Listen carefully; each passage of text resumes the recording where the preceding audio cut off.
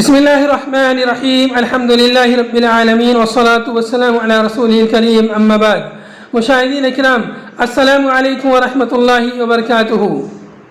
آج میں آپ کی خدمت میں کتاب نعمت المنان مجموع فتاوی فضیلت الدکتور فضل الرحمن المدنی رحمہ اللہ سے ایک اہم مسئلہ لے کر حاضر ہوا ہوں۔ مسئلہ ہے کہ روزے کی حالت میں زخم پر دوا لگانے سے متعلق آپ رحمہ اللہ سے سوال کیا گیا، ہمارے یہاں ایک بچی کو روزے کی حالت میں کانچ سے زخم لگ گیا اور خون نکلنے لگا۔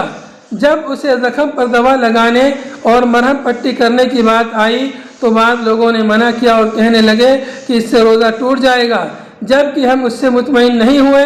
براہ کرم اس مسئلے پر روشنی ڈالیں۔